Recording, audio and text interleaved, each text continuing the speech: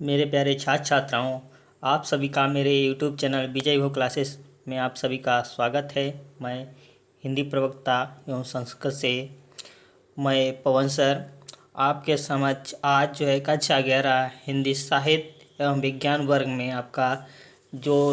वर्ग में आपका महाकवि भूषण के द्वारा रचित काव्य है। इसमें जीवन परिचय से स्टार्ट करते हैं। इनका संक्षिप्त जीवन परिचय का विवरण मैं देने जा रहा हूँ। तो इसमें देखिएगा क्या आता है। तो महाकवि भूषण का जन्म सन 1613 ईस्वी में कहाँ हुआ था? जन्म स्थान इनका तिकवापुर, कानपुर, उत्तर प्रदेश में हुआ था। और पिता इनके रत्नाकर त्रिपाठी, मृत्यु सन 1715 ईस्वी में। प्रमुख रचनाएं शिवराज भूषण, शिवा बावनी, छत्रसाल दशक और भूषण उल्लास, भूषण हजारा, दूसनो उल्लास आदि इनकी रचनाएं भी हैं। तो इनके पिता पंडित रत्नाकर त्रिपाठी संस्कृत के महान विद्वान एवं ब्रजभाषा के अच्छे कवि थे।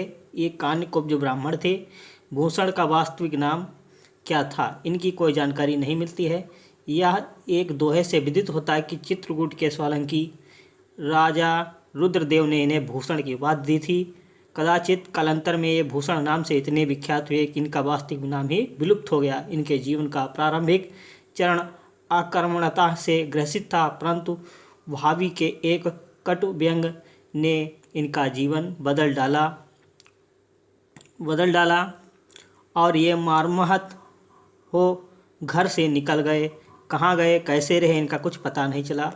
जब ये 10 वर्ष के बाद घर लौटे तो इनमें पांडित्य एवं कवित्व शक्ति का पर्याप्त विकास हो चुका था और इनका उत्तरोत्तर विकास होता रहा। कई राज दरबारों में रहे। फिर अंत में मनोवांछित आश्रयदाताओं के रूप में इन्हें वीर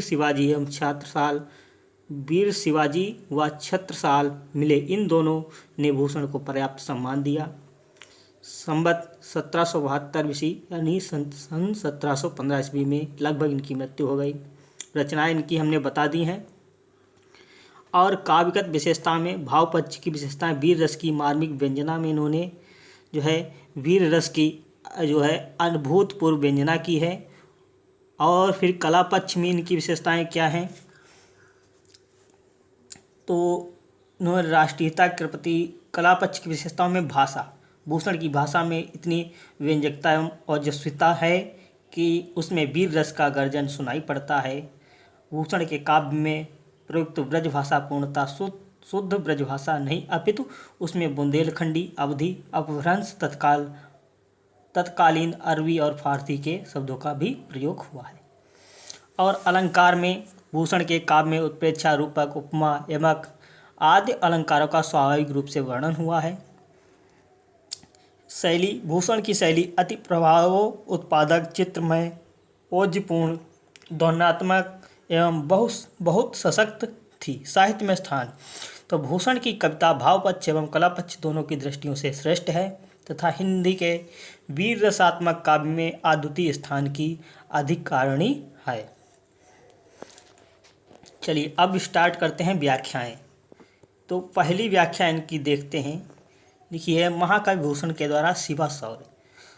तो शिवा शौर्य में आपकी व्याख्या पहली है। साज चतुरंग सैन अंग में उमंग धारे, सरजा शिवाजी जंग जीतन चलत हैं। भूषण भनत नाद बिहद नगारन के, नदी नद मद गबरन के लरत हैं। ऐल फैल खैल भैल खलक में गैल गैल, गजन की ठैल पैल सैल उसलत हैं। तारो सो तरनि धूरी धारा में लगत जिमी, थारा पर पारावार ओ हलत है। थारा पर पारावार ओ हलत है। तो साजी चतुरंग सैन अंग में उमंग धार। तो महाकवि भूषण कहते हैं कि शिवाजी की सेना के लिए, युद्ध के लिए जो प्रस्थान करते समय बहुत अधिक क्या होती है, उमंग में है। ठीक है, उमंग धरे हुए है और बहुत उमंग धरते हुए और अधिक धूल उड़ रही है। ठीक है, तो जो होती है भूषण कवि कहते हैं कि शिवाजी की सेना के युद्ध के लिए प्रस्थान करते समय बहुत अधिक धूल उड़ रही है। उड़ती हुई धूल इतनी अधिक थी कि इस धूल में सूर्य एक तारे के समान प्रतीत हो रहा था। सरजा शिवाजी जंग जीतन चलत है। साज चतुरंग सैन्य उमंग अंग में उमंग धारी। अर्थात शिवाजी की जो सेना है वो अंगों में उमंग को धारण करते हुए इस प्रकार से जो है जंग को जीतने को चलती है। इस प्रकार से चलती है, ऐसे मालूम पड़ रहा है जैसे कि आकाश में धूल उड़ रही है। उड़ती हुई धूल इतनी अधिक थी कि इस धूल में सूर्य एक तारे के समान प्रतीत हो रहा था। भूषण भनत नांद बिहद नगारन के। और जो होता है कि इतनी मालूम होती इस धूल में शिवाजी की विशाल सेना के भार से पृथ्वी भी क्या होती है, कांप उठी थी। तो भूषण भनत नांद बिहद नगारन के, अर्थात भूषण जी के जो नगाड़ों के बजने से, ठीक है, भूषण जी के अर्थात शिवाजी के नगाड़ों के बजने से जो होती पृथ्वी कांपने लगी थी। नदी नद मद गवैरन के रलत है, और नदियां भी उफनाने लगी थी। ऐल फैल खैल भैल खलक में गैल वेल, और सभी जो होती है पृथ्वी के कंपमान हो जाने से समुद्र आदि भी हिलने लगे थे। समुद्र के हिलने से ऐसा प्रतीत हो रहा था मानो किसी की थाली में रखा हुआ पारा हिल रहा है। क्या रहा है, पारा हिल रहा है, ठीक है, ऐसा लग रहा था। तात्पर्य यह है कि शिवाजी की सेना इतनी अधिक विशाल थी कि उसके युद्ध के लिए प्रयाण करते समय उस स्थान पर ही नहीं वरन संपूर्ण पृथ्वी पर ही खलबली मच गई थी और समस्त चराचर जगत में अवस्था का बोलबाला हो गया था। ये जो उसमें व्याख्या में बताया गया है। ठीक है, तो व्याख्या समझ में आ गई होगी। सभी लोग अपनी कॉपी पर नोट कर लेंगे। व्याख्या और जीवन परिचय हमने बताया है, वो अपनी अपनी कॉपी पर नोट करते रहेंगे सभी छात्र एवं छात्राएँ। अगला है, तो इसके प्रश्न में देखिएगा, तो पद्यांश के कवि एवं शीर्षक का नाम। पद्यांश के कवि हैं महाकवि भूषण और शीर्षक शिवा शौर्य। रेखांकित की व्याख्या हमने बता दी। प्रस्तुत पद में किसके शौर्य व पराक्रम का वर्णन किया गया है? प्रस्तुत पद में शिवाजी के शौर्य एवं पराक्रम का वर्णन किया गया है। शिवाजी के युद्ध प्रस्थान के समय पहाड़ों की स्थिति क्या हो रही थी? तो शिवाजी की जो होती है युद्ध के प्रस्थान के समय पहाड़ों की स्थिति जो होती है वो क्या होती है, कांपने लगती है, पृथ्वी के समान कांपने लगती है। और शिवाजी के युद्ध के प्रस्थान के समय किसका मद और किस प्रकार प्रभावित हो गया? तो शिवाजी के युद्ध के प्रस्थान के समय पूरा ब्रह्मांड का जो चराचर जगत है वो क्या था, हिलने लगा था उसके प्रभाव से। ठीक है, तो अगला व्याख्या में बताएंगे। वाने फहराने गहराने घंटा गजन के नाहि ठहराने रावराने देश देश के नंग भैराने ग्राम नगर पराने सोने बाजत निशाने शिव राजसु नरेश के हाथिन के हौंद उकसाने कुंभ कुंजर के भवन को भजाने अल टूटे लट केस के दल के दरारन ते कमठ करारे फूटे केरा के से पात अभिहराने फन शेष के। ठीक है, तो इसमें बताया गया है, तो बाने फहराने घराने घटा गजन के। पौराणिक मान्यता यह है कि शिवाजी के जब युद्ध की सेना निकली है युद्ध के लिए, तो झंडा फहरा करके और घंटा के गुनगुनाने से अर्थात घंटा वाजन से न ठहराने रावणे देश देश के, अर्थात कोई भी उनके सामने ठहरता नहीं थे। अर्थात उनके सामने कोई भी देश के राजा जो है और सेना कोई ठहरती नहीं थी। ठीक है, नंग बहराने ग्राम नगर पराने सोनी, अर्थात हर एक नगर में गांव-गांव में उनके नाम का वाजा और निशाना अर्थात निशान उनका जो होती है वो सिर्फ प्रसिद्ध थे। अर्थात उनके गांव-गांव में और नगर में जो होते हैं शिवाजी के नाम का बाजा बजता था और शिवराज जू नरेश के, अर्थात शिवराज नाम के नरेश से ये पहचाने जाते थे। हाथिन के हौद उकसाने कुंभ कुंजर के, भवन को भजाने अल टूटे लटकेश के, दल के दरारन ते कमठ करारे फूटे, केरा के से पात भेराने फनशेष के।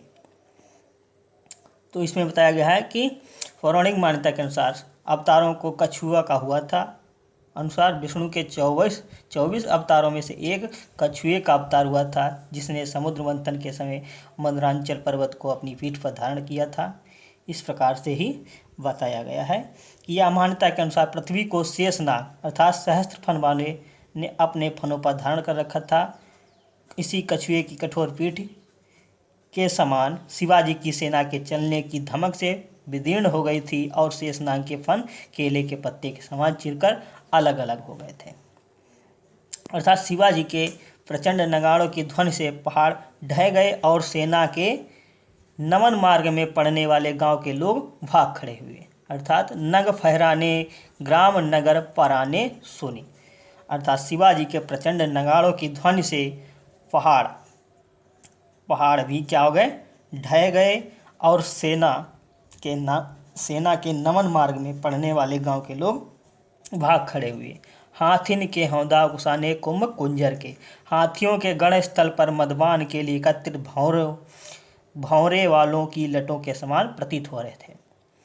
भवन को भजाने अली टूटे लट कह सके। अर्थात हाथियों के गढ़ स्थल पर मदपान के लिए एकत्रित भौरे वालों की लटों के समान प्रतीत हो रहे थे। दल के दरारन ते कमठ करारे फूटे। शिवाजी की सेना के चलने से जुझते हैं पृथ्वी की धमक, अर्थात शिवाजी की सेना के चलने की धमक से शेषनाग के फन होते कैसे होते हैं, केले के पत्तों के समान चिर गए हैं। ये व्याख्या में बताया गया है। चलिए अगला है। तो इसमें कवि का शीर्षक, पद्यांश के शीर्षक में हमने बताया कि शिवा शौर्य और कवि का नाम महाकवि भूषण। रेखांकित अंश हमने बता दिया है। तो शिवाजी की सेना के नगाड़ों का क्या प्रभाव पड़ा, तो शिवाजी के नगाड़ों की ध्वनि से पहाड़ ढह गए और क्या हो गया है, उनके नमन मार्ग में पड़ने वाले गांव के लोग क्या हो गए हैं, भाग खड़े हुए हैं। ठीक है। और है बालों की लटों के समान क्या प्रतीत होते हैं, तो हथनी के गढ़ स्थल पर मदपान के लिए कथित भौरे बालों की लटों के समान प्रतीत हो रहे हैं। किस कारण शेषनाग के फन केले के पत्ते के समान जैसे दिखाई देते हैं, तो शिवाजी की सेना के चलने की धमक से शेषनाग के फन केले के पत्ते के समान चिर गए हैं। ये आपकी व्याख्या इसकी भी हो गई। अगला है आपका छत्रसाल प्रशस्ति। छत्रसाल प्रशस्ति। तो भुजगेश की वै संगिनी भुजंगिनी सी, खेद खेद खाती धी दारुण दलन के, वखतर पखारन बीच धस जाती मीन, पैर पार जात परवाह जो जलन के, रैया राव चंपति के छत्रसाल महाराज भूषण सके, कर बखान को वलन के, पक्षी पर छीने ऐसे, परे पर छीने वीर, तेरी बरछी ने वर छीने खलन के। तो इसमें भुजगेश की वे संगिनी भुजंगिनी सी। ठीक है। तो इसमें बताया गया क्या होता है, तो इसमें बताया है महाकवि भूषण ने तो युद्धभूमि में महाराज छत्रसाल की वर्ची गजब का कौशल दिखा रही है। तो वर्ची के बारे में बता रहा है। भुजगेश की वे संगिनी भुजंगिनी सी, अर्थात जो शिवराज भूषण अर्थात शिवाजी की जो वर्ची है वो भुजंग रूप को धारण करते हुए वो संगिनी के रूप में, अर्थात वो अर्धांगिनी अर्थात संगिनी के समान खेद खाती थी दारुण दलन के, उनके समान जो होती है, उनके साथ में उनका कार्य बर्छी जो होता है का गजब कौशल दिखा रही है। ठीक। खेद खाती थी दारुण दलन के, और जो होती है और भयंकर जो होती है क्या होती है, छत्रसाल की भुजंग सेना शेषनाग अर्थात छत्रसाल की भुजा को शेषनाग के समान और बर्छी को शेषनाग की जीवन संगिनी नागिन के समान भयंकर बताया गया है। तो भुज खगेश भुज भुजगेश की वे संगिनी भुजंगिनी सी, अर्थात छत्रसाल की भुजा को शेषनाग के समान और उनकी बरछी को शेषनाग की जीवन संगिनी नागिन के समान भयंकर बताया गया है। ठीक है। खेद खेद खाती देह दारुण दलन की, तो छत्रसाल की जो बरछी है वो कैसी, शेषनाग की जीवन संगिनी के समान, और छत्रसाल की भुजा को शेषनाग के समान भयंकर बताया गया है। फिर है छत्रसाल की बरछी ने शत्रुओं के बल पौरुष छीन कर उन्हें सर्वथा बलहीन कर दिया है। ठीक है, इसमें बताया गया है। तो जिस प्रकार पंख कट जाने पर पक्षी भूमि पर गिर जाते हैं, ठीक है, पक्षी पर छीने ऐसे परे पर छीने वीर, तेरी बरछी ने वर छीने हैं खलन के।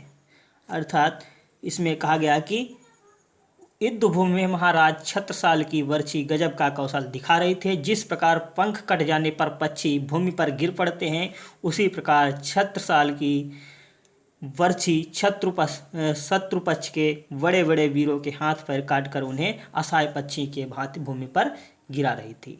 ठीक है, तो असहाय पक्षियों की भांति गिरा रही थी, ये व्याख्या में बताया गया है। अगला है प्रश्न करेंगे, इसमें उपयुक्त पद्यांश के शीर्षक में लिखना है छत्रसाल प्रशस्ति, और शीर्षक जो हो गया ये कवि का नाम, तो महाकवि भूषण। रेखा के हमने बता दिया है। तो छत्रसाल की भुजा और बरछी किसके समान बताया गया है, तो छत्रसाल की भुजा होता है शेषनाग के समान, और उनकी बरछी को शेषनाग की जीवन संगिनी अर्थात नागिन के समान भयंकर बताया गया है। तो छत्रसाल की बरछी ने किसको बलहीन कर दिया, तो शत्रुओं पर जो होता है बल पौरुष छीनकर उन्हें सर्वथा बलहीन कर दिया।